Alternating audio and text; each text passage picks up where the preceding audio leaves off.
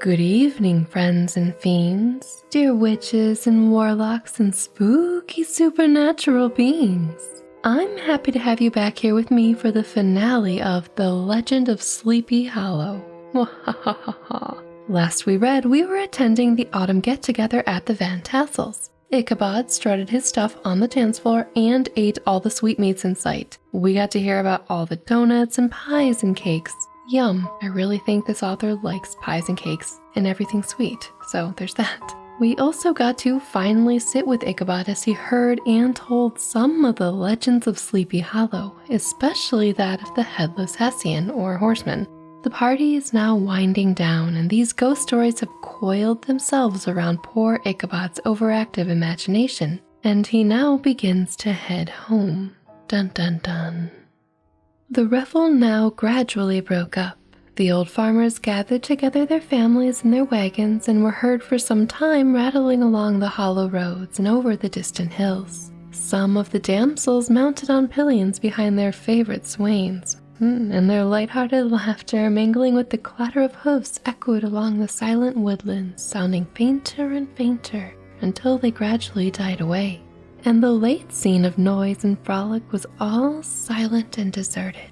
Ichabod only lingered behind. What are you doing there, Ichabod? According to the custom of country lovers, to have a tete-a-tete with the heiress, fully convinced that he was now on the high road to success. What passed at this interview, I will not pretend to say, for in fact I do not know. Something, however, I fear me, must have gone wrong, for he certainly sallied forth after no great interval, with an air quite desolate and chapfallen. Oh, these women!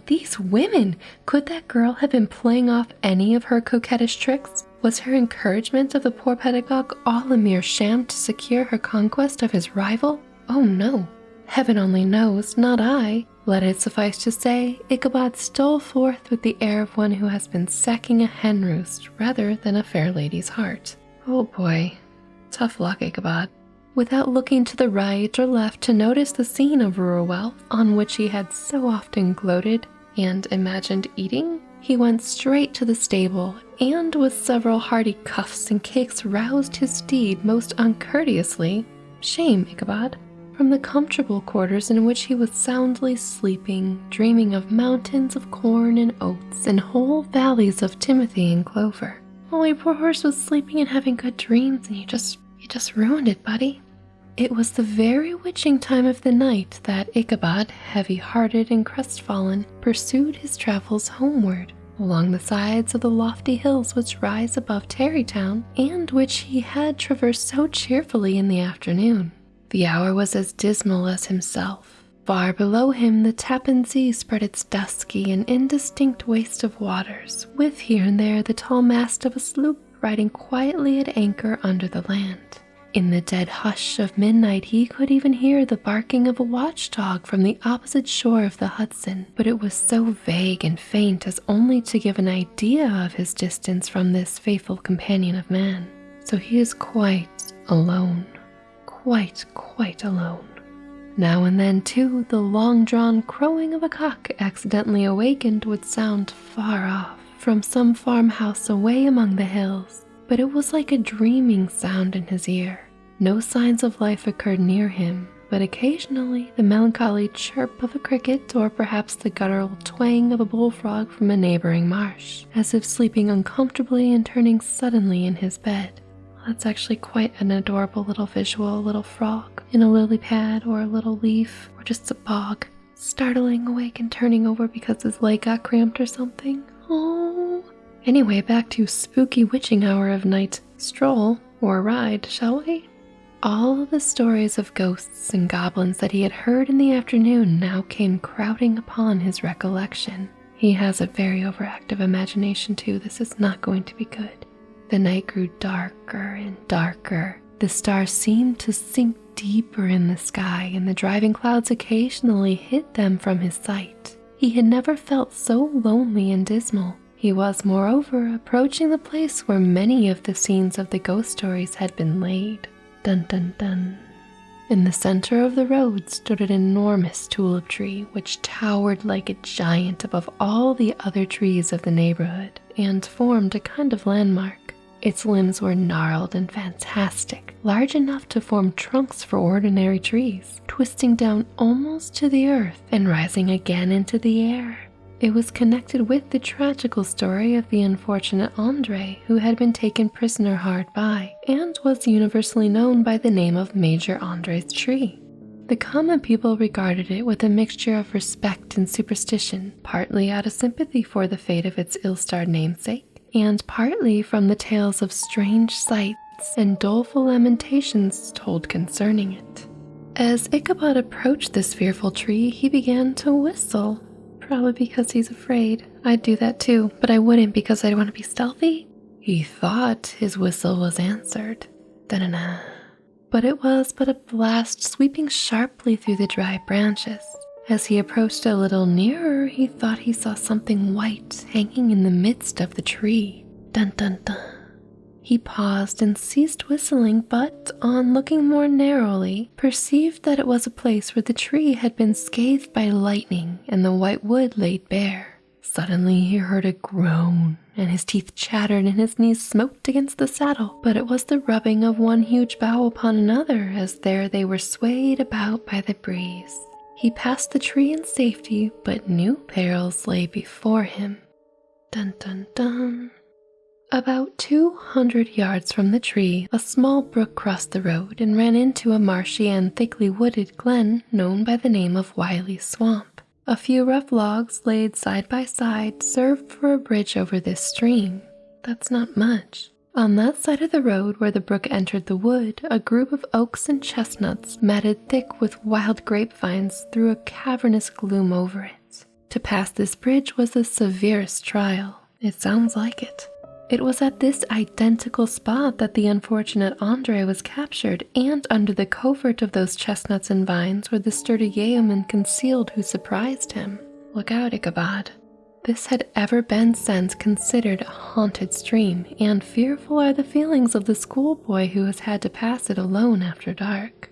As he approached the stream, his heart began to thump. He summoned up, however, all his resolution, gave his horse half a score of kicks in the ribs, "Oh no, come on, man," and attempted to dash briskly across the bridge, but instead of starting forward, the perverse old animal made a lateral movement and ran broadside against the fence.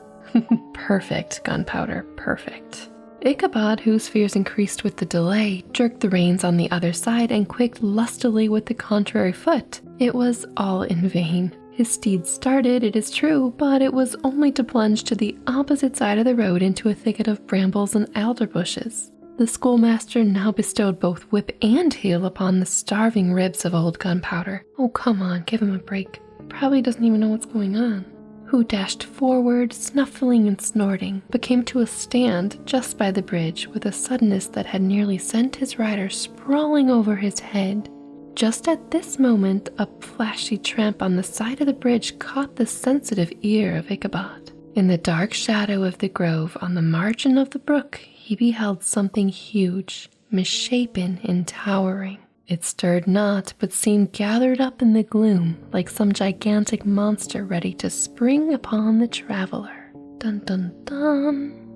The hair of the affrighted pedagogue rose upon his head with terror. What was to be done? To turn and fly was now too late, and besides, what chance was there of escaping ghost or goblin, if such it was, which could ride upon the wings of the wind? How does he know that it can do that, though? Must be the sixth sense, he just knows. Summoning up, therefore, a show of courage, he demanded in stammering accents, "Who are you?" He received no reply. He repeated his demand in still a more agitated voice. Still there was no answer. Once more he cudgeled the sides of the inflexible Gunpowder and, shutting his eyes, broke forth with involuntary fervor into a psalm tune. He sings when he's scared. Just then the shadowy object of alarm put itself in motion, and with a scramble and a bound stood in the middle of the road. Though the night was dark and dismal, yet the form of the unknown might now in some degree be ascertained. He appeared to be a horseman of large dimensions, and mounted on a black horse of powerful frame. Who do we know who's large and has a horse and is good at horseback riding? He made no offer of molestation or sociability, but kept aloof on one side of the road, jogging along on the blind side of old Gunpowder, who had just now got over his fright and waywardness. Ichabod, who had no relish for this strange midnight companion, and bethought himself of the adventure of Brom Bones with the galloping Hessian, now quickened his steed in hopes of leaving him behind. The stranger, however, quickened his horse to an equal pace. Ichabod pulled up and fell into a walk, thinking to lag behind. The other did the same. His heart began to sink within him. He endeavored to resume his psalm tune, but his parched tongue clove to the roof of his mouth, and he could not utter a stave. There was something in the moody and dogged silence of this pertinacious companion that was mysterious and appalling. It was soon fearfully accounted for. On mounting a rising ground which brought the figure of his fellow traveler in relief against the sky, gigantic in height and muffled in a cloak, Ichabod was horror-struck on perceiving that he was headless. But his horror was still more increased on observing that the head, which should have rested on his shoulders, was carried before him on the pommel of his saddle. His terror rose to desperation. He rained a shower of kicks and blows upon Gunpowder. Oh, come on! Hoping by a sudden movement to give his companion the slip. But the spectre started full jump with him. Away then they dashed through the thick and thin, stones flying and sparks flashing at every bound. Ichabod's flimsy garments fluttered in the air as he stretched his long, lank body away over his horse's head in the eagerness of his flight. What does he think, he's going to outrun his horse while being on the horse? So silly, Ichabod. Or maybe that's a riding technique, I don't know. They had now reached the road which turns off to Sleepy Hollow, but Gunpowder, who seemed possessed with a demon, instead of keeping up it, made an opposite turn, and plunging headlong downhill to the left. This road leads through a sandy hollow shaded by trees for about a quarter of a mile, where it crosses the bridge famous in a goblin story. Of course it does, and I want to know that goblin story. And just beyond swells the green knoll on which stands the whitewashed church. As yet, the panic of the steed had given his unskillful rider an apparent advantage in the chase, but just as he got halfway through the hollow, the girths of the saddle gave way, and he felt it slipping from under him. He seized it by the pommel and endeavored to hold firm, but in vain, and had just time to save himself by clasping old Gunpowder round the neck, when the saddle fell to the earth, and he heard it trampled underfoot by his pursuer. Wow, I didn't realize the Headless Horseman was so close behind him. For a moment, the terror of Hans von Ripper's wrath passed across his mind. Oh, priorities. For it was his Sunday saddle. But this was no time for petty fears. The goblin was hard on his haunches, and, unskillful rider that he was, he had much ado to maintain his seat, sometimes slipping on one side, sometimes on another, and sometimes jolted on the high ridge of his horse's backbone. Ow! With a violence that he verily feared would cleave him asunder. Ouch! An opening in the trees now cheered him with the hopes that the church bridge was at hand. The wavering reflection of a silver star in the bosom of the brook told him that he was not mistaken. He saw the walls of the church dimly glaring under the trees beyond. Yay! He recollected the place where Brom Bones's ghostly competitor had disappeared. If I can but reach that bridge, thought Ichabod, I am safe. Just then he heard the black steed panting and blowing close in behind him. He even fancied that he felt his hot breath. Oh no! Another convulsive kick in the ribs and old Gunpowder sprang upon the bridge. He thundered over the resounding planks. He gained the opposite side, and now Ichabod cast a look behind to see if his pursuer should vanish, according to the rule, in a flash of fire and brimstone. Oh, maybe that's where the fiery image of the Headless Horseman comes from. Just then he saw the goblin rising in his stirrups and in the very act of hurling his head at him. So not disappearing, not at all. Ichabod endeavored to dodge the horrible missile, but too late. It encountered his cranium with a tremendous crash. He was tumbled headlong into the dust, and Gunpowder, the black steed, and the goblin rider passed by like a whirlwind. The next morning, the old horse was found without his saddle and with the bridle under his feet, soberly cropping the grass at his master's gate. Ichabod did not make his appearance at breakfast. Dinner hour came, but no Ichabod, and we know how he loves food. He would not miss these meals, my friends and fiends. The boys assembled at the schoolhouse and strolled idly about the banks of the brooks, but no schoolmaster. Hans Van Ripper now began to feel some uneasiness at the fate of poor Ichabod and his saddle. Of course, priorities for Hans Van Ripper. An inquiry was set on foot, and after diligent investigation they came upon his traces. In one part of the road leading to the church was found the saddle trampled in the dirt, the tracks of horses' hoofs deeply dented in the road, and evidently at furious speed, were traced to the bridge, beyond which, on the bank of a broad part of the brook, where the water ran deep and black, was found the hat of the unfortunate Ichabod, and close behind it, a shattered pumpkin. So much for a horrible head. The brook was searched, but the body of the schoolmaster was not to be discovered. Hans Van Ripper, as executor of his estate, examined the bundle which contained all his worldly effects. They consisted of 2 shirts and a half shirt, interesting, 2 socks for the neck, a pair or 2 of worsted stockings, an old pair of corduroy small clothes, a rusty razor, a psalm book of tunes full of dog's ears, like pages, and a broken pitch pipe. As to the books and furniture of the schoolhouse, they belonged to the community, excepting Cotton Mather's History of Witchcraft, a New England almanac, and a book of dreams and fortune-telling, in which the last was a sheet of foolscap much scribbled and blotted in several fruitless attempts to make a copy of verses in honor of the heiress Van Tassel. Oh, how sweet is love poetry. These magic books and the poetic scrawl were forthwith consigned to the flames by Hans Van Ripper, who, from that time forward, determined to send his children no more to school, observing that he never knew any good to come of this same reading and writing. Stay in school, friends and fiends? Whatever money the schoolmaster possessed, and he had received his quarter's pay but a day or 2 before, he must have had about his person at the time of his disappearance. Or the Headless Horseman took it all. Ta-da! The mysterious event caused much speculation at the church on the following Sunday. I'm sure it did. The guy just disappeared. And there's this shattered pumpkin. I don't even know what to make of this. Knots of gazers and gossips were collected in the churchyard, at the bridge, and at the spot where the hat and pumpkin had been found. The stories of Brower, of Bones, and a whole budget of others were called to mind, and when they had diligently considered them all, and compared them with the symptoms of the present case, they shook their heads, and came to the conclusion that Ichabod had been carried off by the galloping Hessian, as you would think. As he was a bachelor and in nobody's debt, nobody troubled his head any more about him. The school was removed to a different quarter of the hollow, and another pedagogue reigned in his stead. So they just sort of wiped their hands clean of poor old Ichabod, like he was never even there. Never happened. They moved on real fast.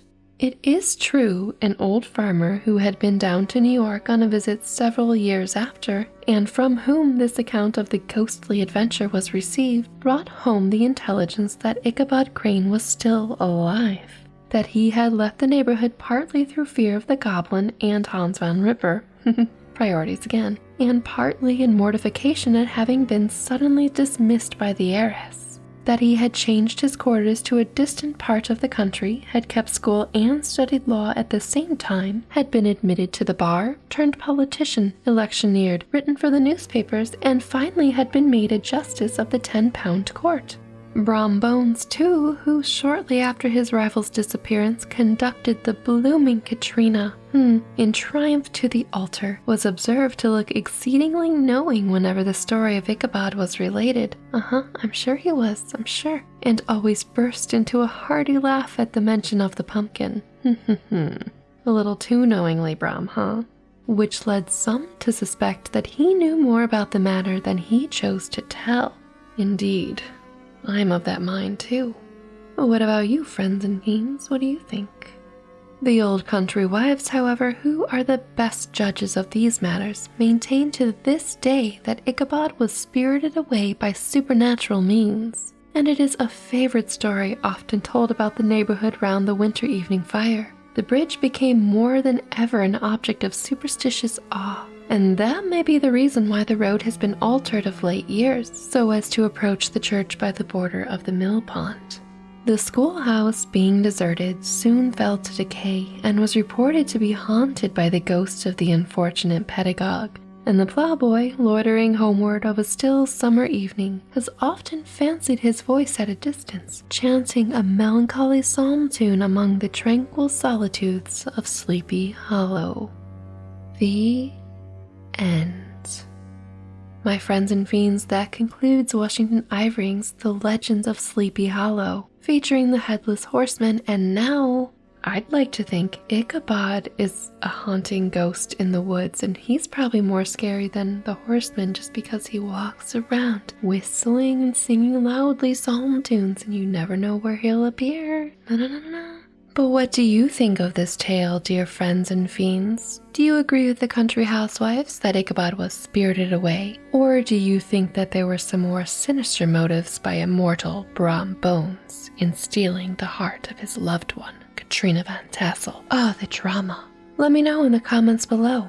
But what did you think of the story? I hope it put you in the mind for spooky season, if it is spooky season, which it is right now when this video's out. And if it's not technically spooky season, I hope it's spooky season in your heart whenever you're listening to this. But that was The Legend of Sleepy Hollow. Thank you so much for being here and reading it with me. And do keep an ear out for more spooky and creepy things coming here soon. Now off to sleep and dream what you will, or stay a while and enjoy another tale. Whichever you choose, I'll speak to you again. And until then, stay spooky, my friend. Good night.